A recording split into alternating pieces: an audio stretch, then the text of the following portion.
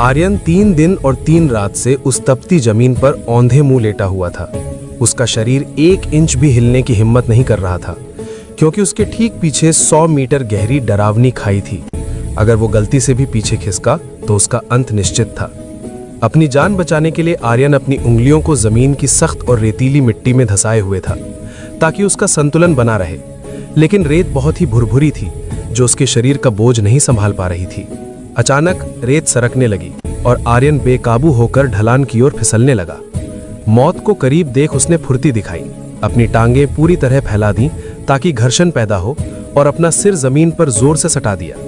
इस जुगाड़ ने ब्रेक का काम किया और वो खाई के बिल्कुल मुहाने पर रुक गया। उसका कलेजा मुंह को आ रहा था। उसने मदद के लिए पुकारने की कोशिश की, लेकिन जब नजर घुमाकर देखा तो वहां सन्नाटे के सिवा कुछ नहीं था। वो बिल्कुल अकेला था। जब उम्मीद दम तोड़ने लगी, तभी उसके बैग के भीतर रखे फोन की घंटी बजी। आर्यन को लगा जैसे खुदा ने हाथ थाम लिया हो। उसने बहुत ही सावधानी से अपना दाहिना हाथ बैग की गहराई में डाला, लेकिन जैसे ही उसकी उंगलियां फोन से छुईं, उसके हाथ की नसें पत्थर जैसी कड़ी हो गईं। शरीर का संतुलन बिगड़ा और वो सीधा खाई में जा गिरा। गिरते वक्त आर्यन ने हवा में हाथ पांव मारे और किस्मत से एक नुकीली चट्टान उसके हाथ लग गई। वो हवा में झूल रहा था। नीचे मौत का समंदर था। उसने खुद को दिमागी तौर पर शांत किया। नीचे समंदर की लहरें चट्टानों से टकरा रही थीं। आर्यन ने लहरों के आने और जाने का समय का हिसाब लगाया। उसने एक गहरी सांस ली, खुद को तैयार किया, और जैसे ही एक विशाल लहर चट्टान से टकराने को हुई, उसने छलांग लगा दी। पानी ने उसे गिरने के झटके से तो बचा लिया, लेकिन लहर की ताकत ने उसे एक बड़ी चट्टान पर दे मारा। आर्यन की कमर में बिजली सा दर्द उठा और वो होश खो बैठा। जब उसे होश आया तो पानी का स्तर बढ़ रहा था। वो डूबने ही वाला था कि किसी तरह तैरकर एक सूखी चट्टान पर चढ़ गया। वहां बैठकर जब उसने अपना दाहिना हाथ देखा तो उसकी रूह कांप गई। चट्टान की रगड़ से हाथ की खाल उधड़ गई थी और सफेद हड्डी साफ चमक रही थी। दर्द से कराहते हुए आर्यन ने उठने की कोशिश की, तभी उसके कूल्हे से एक कड़क की आवाज आई। असहनीय दर्द के कारण वो दोबारा बेहोश हो गया। दोबारा होश आने पर उसे समझ आया कि गिरने की वजह से उसकी कूल्हे की हड्डी टूट चुकी है। अब वो अपने पैरों को महसूस तक नहीं कर पा रहा था। वो तड़प कर चिल्लाया, पर उस वीराने में उसकी आवाज लहरों के शोर में दब गई। उसे अपने फोन की याद आई। उसने दांतों से बैग की चेन खोली और कांपते हाथों से फोन निकाला, पर समंदर के खारे पानी ने उसे एक बेजान लोहे का टुकड़ा बना दिया था। आर्यन की आंखों के सामने अंधेरा छाने लगा। उसे पता था कि अगर ज्वार बढ़ा तो ये चट्टान डूब जाएगी और वो वहीं मारा जाएगा। उसने अपने जख्मी हाथ पर फटे हुए कपड़े की पट्टी बांधी और आसपास देखा। कुछ दूरी पर एक रेतीला किनारा था। आर्यन ने अपनी पूरी हिम्मत बटोरी, बैग को पीठ पर कसा और पानी में उतर गया। सिर्फ अपने बाएं हाथ के दम पर वो उस किनारे की ओर बढ़ने लगा। उसकी सांसें फूल रही थीं, शरीर साथ छोड़ रहा था और वो एक भारी पत्थर की तरह धीरे धीरे पानी की गहराई में समाने लगा। तभी उसकी आंखों के सामने उसकी पत्नी का चेहरा किसी रोशनी की तरह चमक उठा। अपनी पत्नी का चेहरा याद आते ही आर्यन के भीतर जैसे बिजली सी दौड़ गई। डूबते हुए शरीर में अचानक जान आ गई और उसने अपनी पूरी ताकत झोंककर पानी की सतह पर अपना सिर निकाला। मौत को मात देते हुए वो एक ही सांस में तैरकर रेतीले किनारे तक जा पहुंचा। उसे लगा कि अब वो चैन की सांस ले पाएगा, लेकिन तभी समंदर की एक विशाल लहर काल बनकर आई और उसे घसीटकर वापस गहरे पानी में ले गई।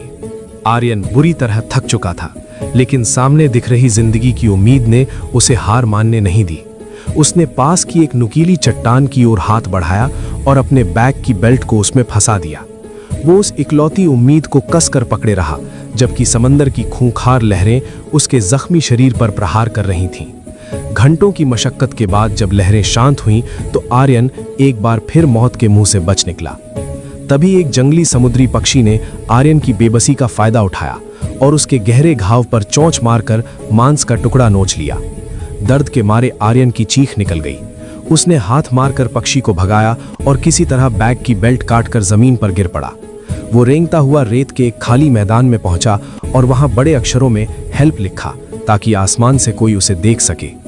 पूरा दिन बीत गया, पर कोई मदद नहीं आई। आर्यन का गला प्यास के मारे सूख कर कांटा हो गया था। प्यास बुझाने के लिए उसने रेत में एक गड्ढा खोदा और उसमें एक एल्यूमिनियम की पन्नी बिछाई, ताकि वो अपना पेशाब इकट्ठा कर सके। लेकिन चोट इतनी गहरी थी कि पेशाब की जगह सिर्फ खून निकला, जिसे पीना नामुमकिन था। तभी आसमान में बादल गरजे। आर्यन ने उम्मीद में अपना मुंह खोल दिया और बर्तन लगा दिए, लेकिन किस्मत ने फिर दगा दिया। बादल सिर्फ गरज कर शांत हो गए, बारिश की एक बूंद तक नहीं गिरी। उम्मीद टूटने पर आर्यन फूट फूट कर रोने लगा। अगले दिन उसे अचानक अपने फोन की रिंगटोन सुनाई दी। उसने पागलों की तरह रेत खोदी और अपना फोन निकाला। स्क्रीन पर अपने माता पिता की तस्वीर देखकर वो भावुक हो गया और उन्हें अपनी आप बीती सुनाने लगा। पर तभी उसे एहसास हुआ कि फोन तो खराब था। ये सब उसके दिमाग का वहम और प्यास की वजह से होने वाला मतिभ्रम यानी हेल्यूसिनेशन था। आर्यन को लगा कि अब उसका अंत करीब है। उसने आखिरी बार अपने परिवार को याद किया और रेत पर लेट गया।